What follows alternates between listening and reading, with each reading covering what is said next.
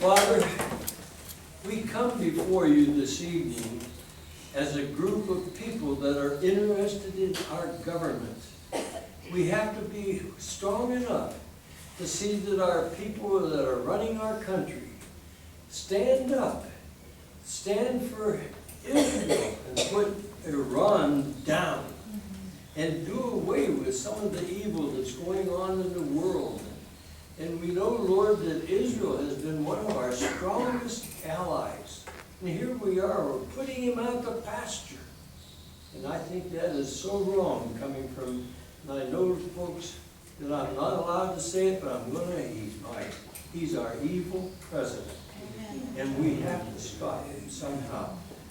And tonight, Lord, I pray that we who are gathering here will see to it that our people that are in the government, that we know, or even if we don't, we contact them and let them know how we feel as often as we possibly can. And so tonight, Lord, I pray for this group and the leaders who are going to lead us in the discussion that is going to happen. And it's in the precious name of Jesus, the risen Christ our Lord, that we do return thank you for this meeting. Amen. I pledge allegiance to the flag of the United States of America and to the republic for which it stands, one nation, under God, indivisible, with liberty and justice for all. Okay, thank you. Take your seats. Bill Coakley is with Congressman Collins' office, and he wanted to come up and say a few things real quickly. He's got to leave a little early, so we'll get him out. Thank you very much. It's great to be here tonight. The Congressman knows I'm here. He extends his greetings. He is actually being Major Collins this week. As some of you may know, Congressman Collins still serves as an Air Force Reserve chaplain and is currently Major Collins this week. So that's why he's not here with you today. We're going to be holding town hall. The next town hall that we have is in Dahlonega on the 18th at the Rec Center from 6 to 7:30. We mentioned Israel. Congressman Collins, I want to let you know, Congressman Collins voted against the Iran review legislation. The reason for that is he would not put his name to anything that would undermine our greatest ally, the nation of Israel. And that's where he stands, and that's where he will continue to stand as a staunch friend of Israel, just as the people here of the 9th District are staunch allies of Israel. Thank you very much for having me tonight. I love coming here. 50 people, you guys got about 50 people here tonight. You should be very, very proud of yourself. David, thank you very much. You mentioned the agreement that some of us believe should have been a treaty. Should have been the Senate should have picked it up and handled it as a treaty. I'm sure that will probably be part of the topic tonight. Do we have any? How many people are here for the first time tonight? Wow! We have sometimes giveaway stuff. There's a "Don't Tread on Me" flag over there. I don't know how long we'll be able to get these. We've seen what happens to flags sometimes. So I have a copy for anyone who can. First time if we can do it. Who could tell me the year of the 6-Day War? It's not your first time. That's right. No, it's not your first time either. Okay. What else? What else could be this? I'll think it's hard questions. Give us a question. Think of a question that we could ask. When was Israel founded? I don't know. 1948. 1948? Okay, man. Congratulations.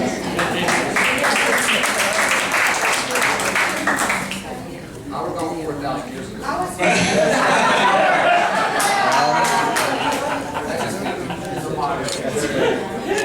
The person over on the sidelines there is George Birnbaum. He's our speaker.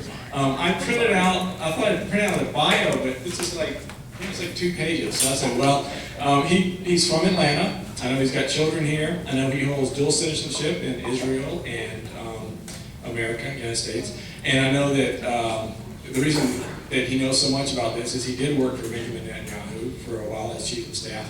He's also done a lot of stuff with elections over in that area, all kinds of governments that we get all confused.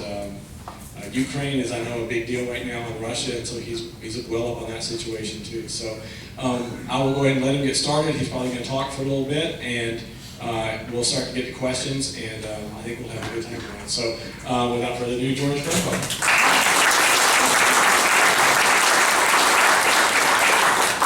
Thank you very much. It's really a pleasure to be here. On the drive over here, I was trying to think about how I should start my remarks, because there is so much to talk about. And as David was speaking, and the pastor was giving his invocation, it struck me that there's a greater tie between Israel and America than just allies in modern geopolitical sense. You know, the story from the Bible of the Jews exiting out of Egypt, the Exodus, and being led to the Holy Land, to the Promised Land, is really, I think, the first glimpse in human history of what liberty and freedom really mean, and the idea of self-determination.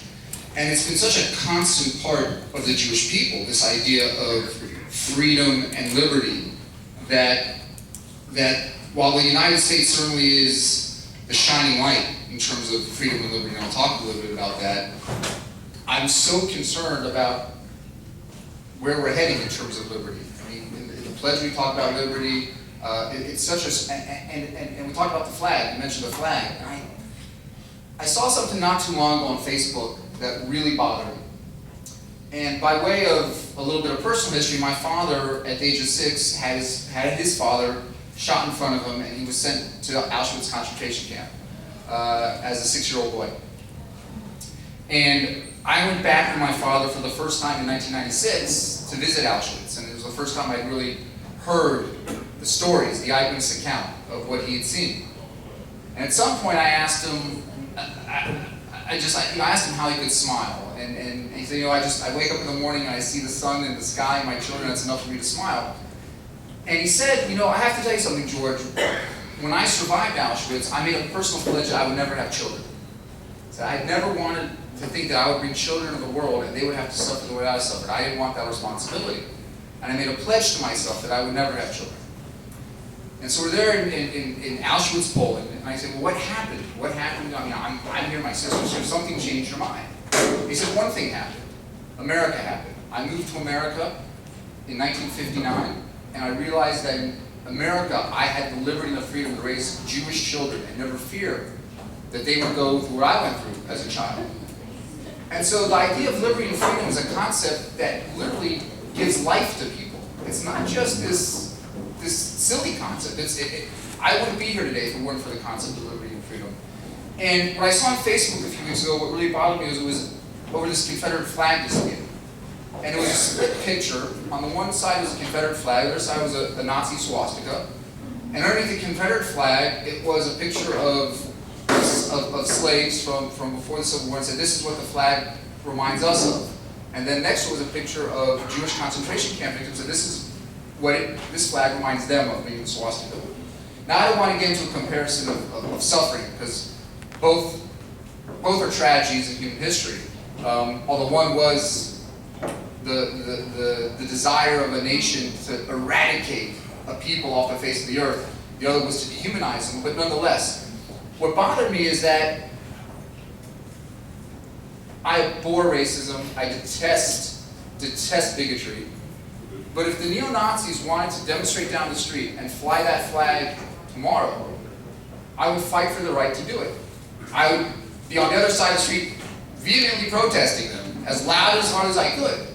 But I'd fight for the right to fly that flag. Because that's what liberty is about. That's what freedom is about. And we've completely lost sight of that as a country. And so as we talk about not just what's going on between Israel and Iran, but in the broader context of where we are in terms of Western civilization, I think we really are rapidly losing our focus on what's important. And what's most important is that foundation of freedom and liberty. And that's what we have to fight for. And so I would say that as we go forward as citizens of this great country, and it doesn't matter what level you're choosing to vote for someone, the litmus test should be, Are they going to make me more free or less free? That's it. That's the only question you ask yourself, because that's what's been taken away from us at a rapid pace. And it's very, very dangerous. So I wanted to share that with you. Now, this great nation of Israel, that, yes, the modern nation was founded in 1948, but was actually created 4,000 years ago, is a country that is really a modern miracle, if you will. You know, a lot of times people say, why do we see miracles today the way we read about in the Bible? And the miracle of Israel is right in front of our eyes. I tell a story that back in the late 90s, when the Prime Minister was first in office, Israeli intelligence had determined that the Iranians were about to sell the Chinese were about to sell a very dangerous weapons technology to the Iranians. And while we couldn't get them to stop this sale via diplomatic means, the Prime Minister himself decided to fly to China and confront President Jiang and ask him directly to stop the sale. And it was interesting because these state visits, they take a lot of time in planning, and the first day is usually a lot of just pomp and circumstance. It's being met by a color guard at the airport and a lot of photo ops. And as the Prime Minister gets off the plane and is met by President Jiang in China, the first words out of Jiang's mouth were, "Mr. Prime Minister, I really respect the Jewish people." Prime Minister, thank you, I really respect the Chinese people. And President Jiang says, yes, the Chinese and the Jews, two of the oldest civilizations on the face of the earth, to which Netanyahu said, well, I'd include the people of India. Little jab at the Chinese. And reluctantly, Jiang nodded in ascension. And the Prime Minister saw a unique opportunity. He said, you know, Mr. President, how many Chinese are there in China? Remember, this is the late 90s. It's changed. It says about 1 billion. He says, how many Indians are there in India? He says, about 900 million. He says, do you know how many Jews there are in the entire world? President says, no, how many? He says, 13.5 million. And the president was shocked. He could see his face. And the next words were, what happened? So Prime Minister Netanyahu said to President Jiang, well, a lot of things happened. But one main thing happened. You, the Chinese, have always had the land of China. The Indians have always had the land of India. But we, the Jews, were kicked out of our ancestral homeland in 2000. And for 2,000 years, every day, Jews around the world would pray next year Jerusalem. And every year for 2,000 years, we had inquisitions, and we had expulsions, and we had pogroms, and we had a Holocaust. All these great tragedies, and we still always said next year Jerusalem. And after 2,000 years, guess what? In 1948, there you go. 1948, we rebuilt that homeland. We resettled the ancient homeland. We rebuilt the ancient language of the Bible. And we brought religious freedom to the holy sites in Jerusalem and in Nazareth and Bethlehem, holy sites that were blocked off by the Islamists who were reigning over Jerusalem and over some of these holy sites.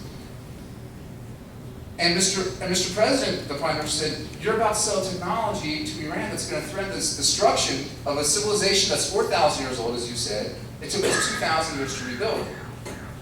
And President Jiang nodded, and the rest of the day was the photo ops and the speeches, and there were 2 or 3 days of negotiations, and then the staff was left behind. And 3 or 4 months later, it was actually confirmed that Jiang canceled the sale of this weapons technology. Now, this was 1998. And back then, in 1998, Israeli intelligence basically said, you have about 15 years, maybe 17 years, until the Iranians get a nuclear bomb. That was 1998. You can do the math. Now, over the years, there have been some setbacks, right? They've had some strange viruses, a scientist has a heart attack, or a cell phone explodes, or something happens. And there's these slight setbacks in the Iranian nuclear capability in terms of the timing. But they're moving very fast. Comes along President Obama. Now, one of the things you have to understand is that the Middle East is not a place where the type of negotiating you and I grew up understanding exists. We all grew up understanding the idea of win-win negotiations, right? We do it in our personal relationships, with our husbands and our wives, with our kids. We do it in business. We do it in law. We win-win, right? You give up a little something, the other side gives up a little something, everyone's happy, and that's how you make a deal. In the Middle East, it's not that way. And the way I learned that was, again, from Prime Minister Netanyahu when I was first going to work for him, I asked him, I said, what language, when you negotiate with Yasser Arafat, who was the chairman of the Palestinian Authority, what language do you negotiate in? Is it in English, or is it in Hebrew, or what do you, he said, I speak Middle Eastern. I said, what is Middle Eastern? He says, well, it's very easy. We're sitting at a coffee table, there are 2 cups, different cups on the table. He says, if you walk into the bazaar, the Arab bazaar in Jerusalem, and you go to the cup merchant, and you say, how much is the cup? And he points to one of the cups. And the merchant says, it's 500 shekels. And you say, I'll take it. You think the merchant's happy because he's getting what you offered him. He's not happy. He's thinking, I just got screwed because I could have got 700 shekels. So he doesn't say we have a deal. He manufactures some prices. And I'm sorry, I'm confused. That cup is 700 shekels. This cup over here is really 500 shekels. He says, if you understand that, you understand everything about negotiating in the Middle East. Now, in 2009, President Obama goes to Cairo to deliver his first major foreign policy speech. By the way, I don't know the geography of the Middle East. I mean, it actually is quite small, but especially Cairo to Jerusalem is a very short flight. Very, very short flight. Probably less than from here to Orlando. I mean, it's a very short flight. The president didn't see it necessary to visit Israel on his first international visit when he was in Cairo. And in Cairo, he basically, and I'm not going to repeat the whole speech, but he basically apologized for 40 years of American foreign policy, especially intervention in the Middle East. And he said, you know what? Don't worry. I'm not going to use America's might to enforce our will. And the Arabs heard, wow, I guess we can do whatever we want.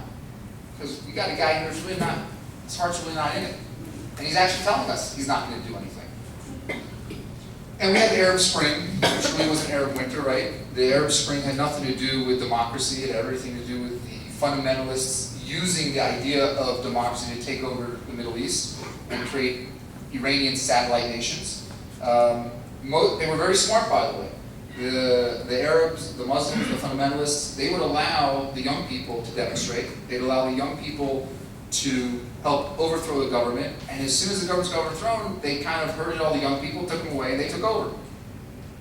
And so now you have all these Iranian satellite states, which again, if Iran gets a nuclear weapon or nuclear capability, can easily deliver to any one of these 6 or 7 satellite nations of theirs. It's a very dangerous situation.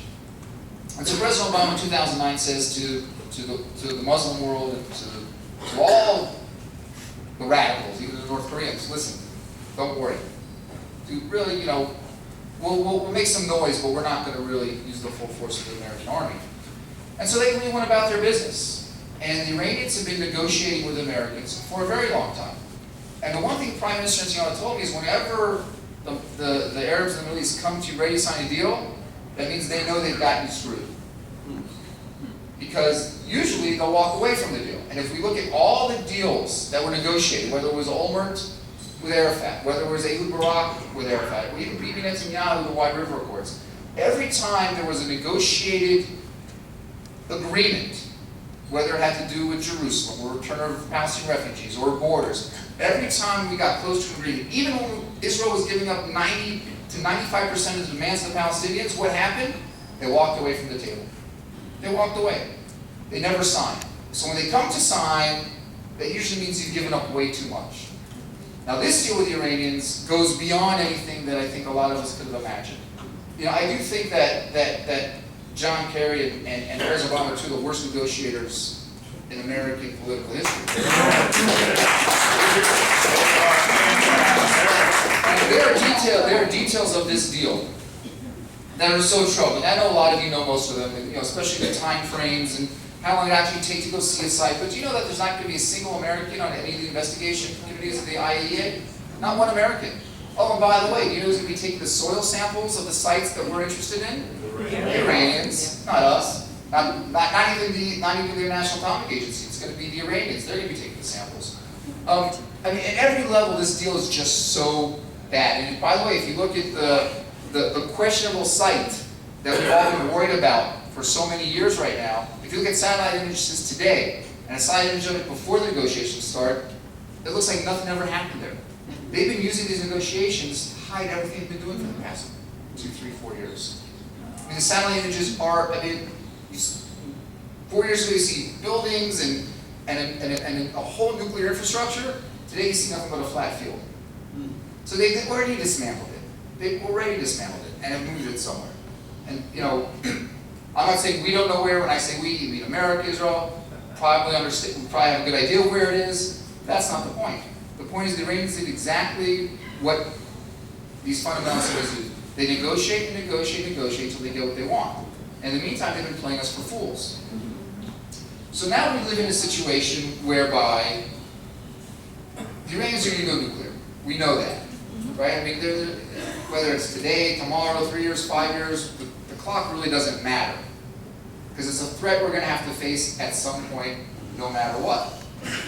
But what's worse is, everyone else in the Middle East, who's also fearful of the Iranians, are going to shortcut development by just making deals with the Pakistanis. Because guess what? Saudi Arabia, Qatar, United Arab Emirates, they all have the funds to buy the technology. They don't need to build it. They don't need to spend. They're going to ramp up so quickly.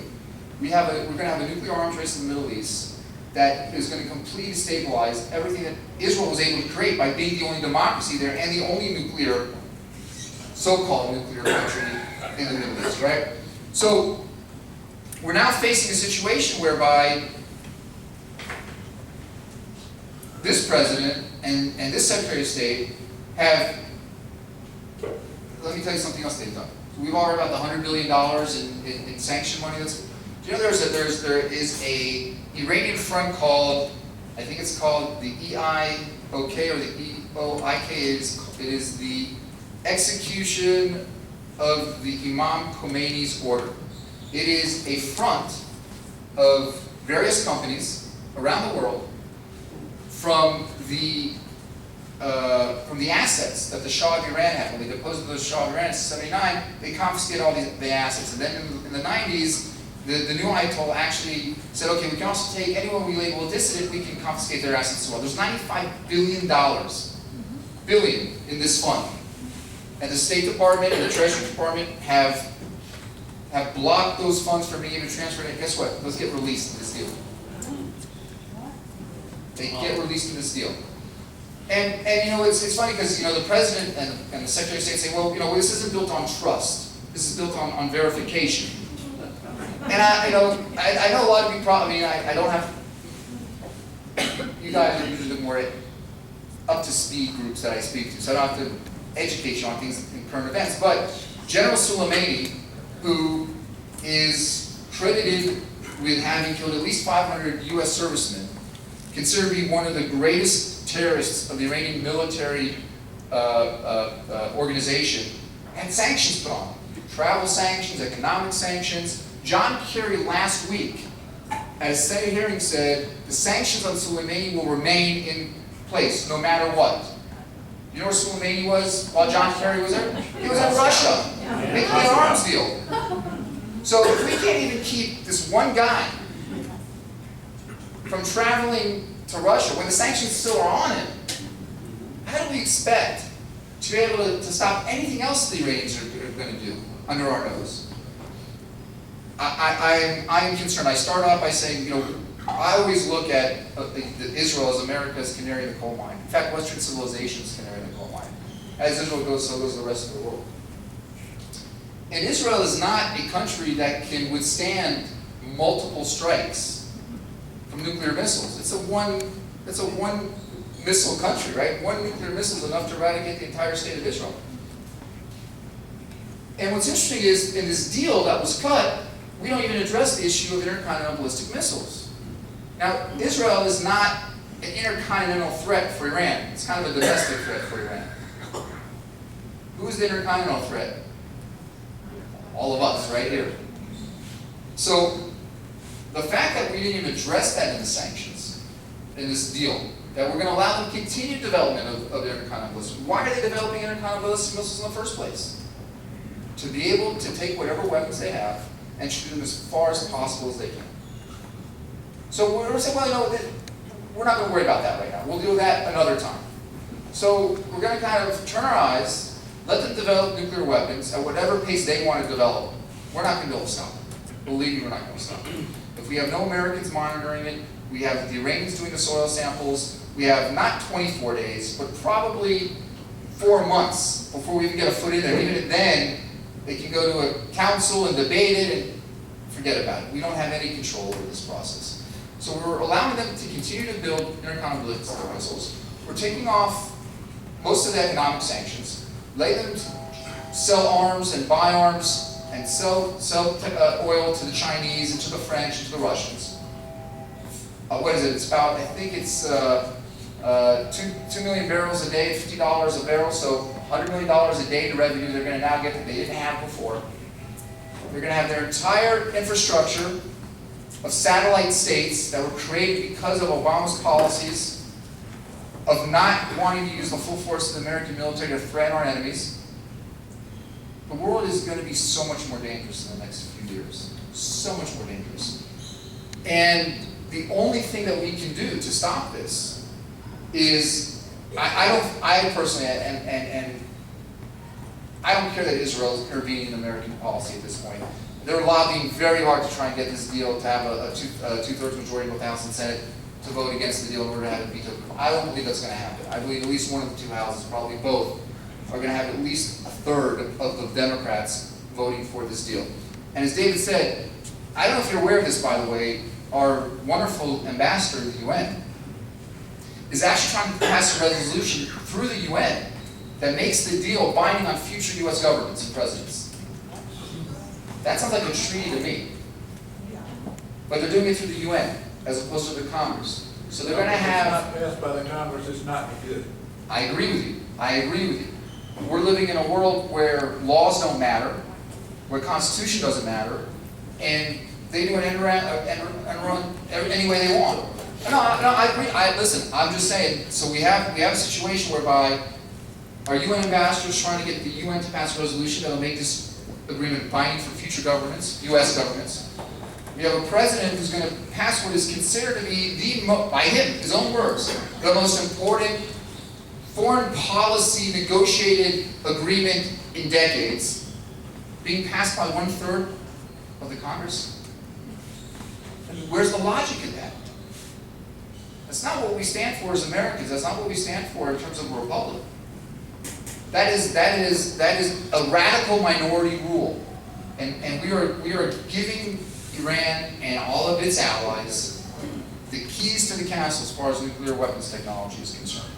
And so, while I don't think we will have veto-proof majorities in both houses of Congress, which is sad, we're going to try, and I applaud Chuck Schumer for coming out, and Elliot Engel and Steve Israel and some other Democrats who come out. Good for them. We should applaud them. It's not enough. We have to make sure that the next president cancels this deal the first day he's in office. I'm not a big fan of executive orders, as I'm sure none of you are either. I think this president, especially, but even previous presidents, both Democratic and Republican, have used the executive power to a point by which we've completely circumvented the Constitution. However, this deal has to be canceled day one. And I don't care if the French don't agree, and the Russians don't agree, and if the Germans don't agree, and the English don't agree. Who cares?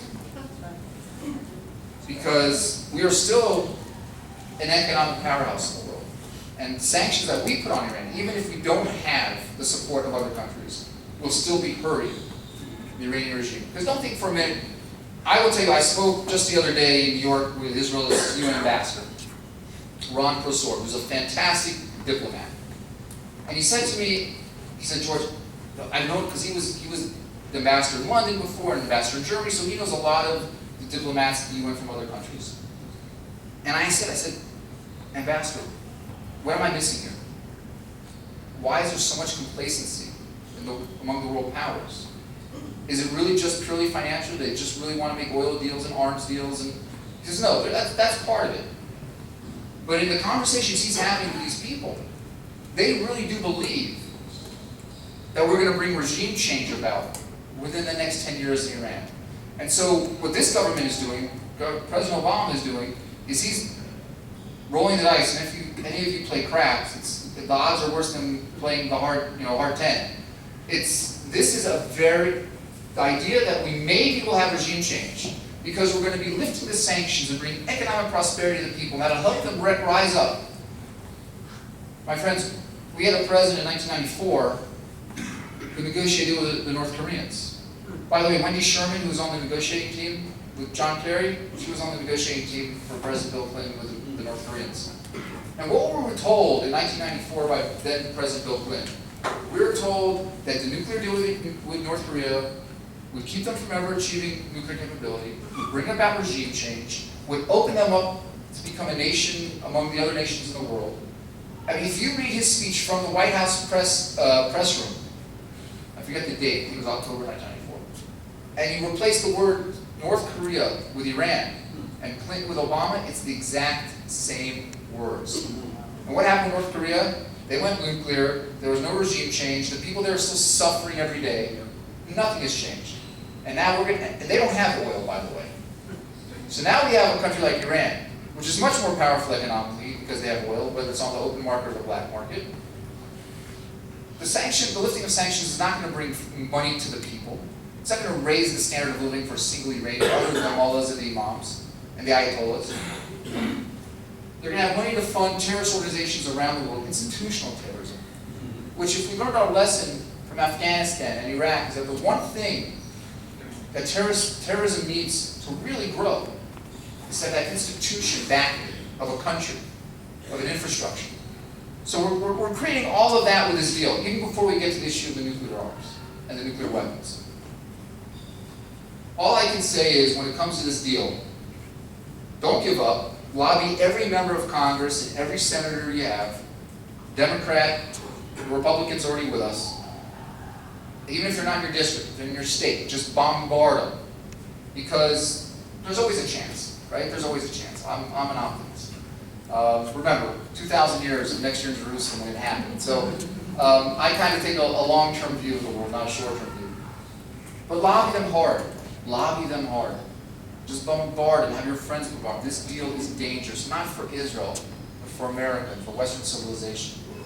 I wish I could express to you, today the American ambassador in Israel came out as saying, Netanyahu won't even talk with me about what happens the day after the deal gets signed. And he was perplexed by it. It's because he's not even thinking about that. His whole focus right now is defeating this deal. And the fact that this president goes out and says, well, only Israel and the Republicans are against this deal. And then likens the Republicans to whom? The radicals in Iran? Right?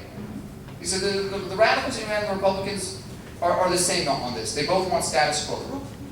Republicans don't want status quo. We want regime change in Iran. We don't want them with a nuclear weapon. We don't want a constant battle with the Shiites. But this is not the way to end it. This is not the way to get what we want. And so for the president to say that only Israel is the only country in the world that's opposed to this, which is not true. I mean, I don't think I have to tell most of you that this president over and over again has proved himself to be an abject liar. It's not true. There are other countries that have come out against this. Some quietly, some publicly. 2/3 of the American public are against this. Democrats in the Senate and the House are against this to some degree. So this rhetoric coming from the president on what is, as he said, the most important piece of foreign policy legislation ever, in the past 2 decades, again, to make it about Republicans, to make it about politics, to make it about war versus this deal, is so far from what we need in terms of leadership. I'm going to go back to what I said earlier about the story of China. When we were coming back from that China trip, and I worked with 3 Israeli prime ministers, Prime Minister Netanyahu, Prime Minister Olmert, and Prime Minister Sharon. And they all had different political views, both internal and external. They all saw the same thing. They all said that as Israel goes, so goes the fate of the Jewish people throughout the world. And I've always said that Israel exists in order for me to be able to practice as a Jew here in Atlanta. It allows the Jews in France to practice Jews. It allows the Jews in South Africa to practice. Israel doesn't just allow freedom of religion for all those, the 3 major faiths in Jerusalem. It allows us to practice everywhere in the world. And I've started to realize that the theorem is actually, I think, broader than that. I think so as Israel goes, so goes Western civilization. Israel is really at the forefront around this fight. Israel is alone in this fight. surrounded at its borders. We have Hezbollah on the northern border in Lebanon. We have ISIS literally being seen through binoculars on the Golan Heights in Syria. We have Hamas in Gaza. The Jordanians, thankfully, have a good relationship with, but keep in mind that the border between the Jordan River and eastern Jordan, which is Iraq, is about 120 miles. It's nothing. So if Iraq falls, and that's one of the things that Israel actually was so thankful about the Gulf War, was that after the Gulf War, we didn't have to worry about Republican guard tanks rolling through Jordan and sitting on the eastern bank of the Jordan Valley. But Israel's surrounded, and now we're going to have Iran with a very dangerous weapons capability. We have a missile defense system that, while works very well, can't stop every missile coming in. And oh, by the way, when your Democratic friends say, well, it was Obama who helped fund Iron Dome, don't be fooled. The Iron Dome funding, there are 8 Iron Dome batteries. Israel developed the first. When President Obama submitted his budget, he cut funding for Iron Dome. He cut it down to about $70 million. It was the Congress, both Democrats and Republicans, who put in about $300 million. If it wasn't for the Congress, Israel would not have been able to defend itself in the last Gaza war from all those missiles coming from Hamas. So we have a defense system, but it won't protect us from all those missiles, right? If Iran launches, and Hezbollah launches, and ISIS launches, and Hamas launches, it's going to be devastating. And the last thing that Israel or the world needs is an increase of the potency and the capability of those weapons. This deal does exactly that. So I would just encourage all of you to be as vocal as you can. Call your congressman's office every day, 10 times a day. Write letters, emails, Twitter, whatever you need to do. This deal has to be killed. And if it's not killed by the Congress, I really truly hope that we have a president from January 2017 that's going to kill this deal the first day he or she is in office. David, you know me, I don't like to blither, I like to make this a conversation, so let's, yeah. I personally agree with everything you said, but what I cannot understand is why so many Jews vote Democratic and are not raising an absolute stick against this administration. So I will tell you, did everyone hear the question? Yeah, good question. So just in case you didn't hear, so the question was, while he agrees with everything I said, he doesn't understand how so many Jews continually vote Democratic, and in fact that this administration won't come out against this administration. You know, one of the problems is something that's always been very important to me, is convincing more Jews in America to vote Republican. Not necessarily because of social policy or economic policy, while those are important, but primarily because of foreign policy. I think that's how the best way to talk to the Jewish voters in America and get them to vote Republican. There are 2 problems, and they're very sad problems, both of them. One is, in many Jewish minds in America, they believe that the Republicans are controlled by the Christian right, and they're very fearful of the Christian right. And I keep telling my Jewish friends, go to Jerusalem any day of the week. For every 1 Jewish tour bus you see, there are 10 or 15 Christian tour buses. They're there supporting the economy.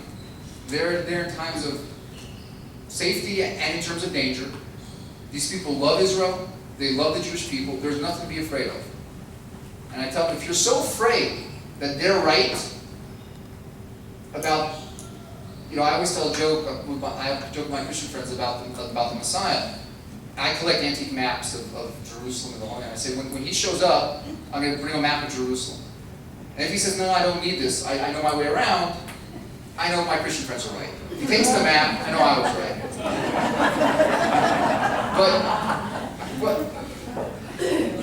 But I say, if you're so afraid that they're right, then maybe you should start going to church instead of synagogue. I mean, I don't get the fear, because all I ever felt from the Christian community is absolute love and support. And I don't know where, I mean, I know where it stems from, but it goes, you know, it's deeply rooted in the Jewish psyche, and that has to be transformed. That's one. The second sad point about Jewish voters is that, believe it or not, they don't rank Israel in the top 3 or 4 issues they go and vote on. They don't rank Israel as one of the top 3 or 4 or 5 issues that they go and vote on. believe it or not, if you were to actually look at the data, things like the abortion issue, or healthcare, or education, rank higher in importance to them than the issue of Israel. And I don't begrudge them that. But I don't think they realize, as I've tried to lay out a little bit, how important Israel is to allowing us to have all the freedoms that we do have. And I keep saying to my Jewish friends, you want to have a debate about pro-life, pro-choice? You want to have a debate about Obamacare? You want to have a debate about gender equality? I'll have that debate with you.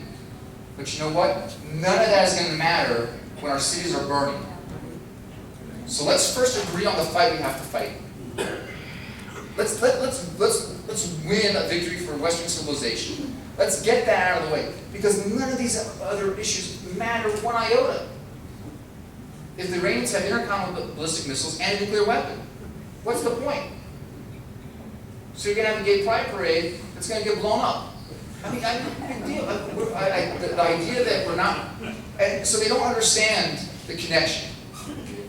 And believe me, I'm one man, and there are a lot of people trying.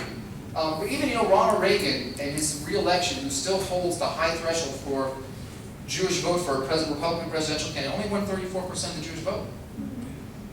So I'm hoping for a day that we see at least 40%. Again, I'm an optimist. Yes, sir. Well, I couldn't understand. I have a friend who is a Jewish rabbi. Yep. And we were talking about the first time Barack Obama ran. And somehow we got on that he voted for Barack Obama. And I said, I don't understand why. I said, in 2007, when he was on TV running against Hillary, he was quoting Saul Alinsky, Rules for Radicals, on public TV for anyone to hear. I mean, he told everybody multiple times who and what he was. And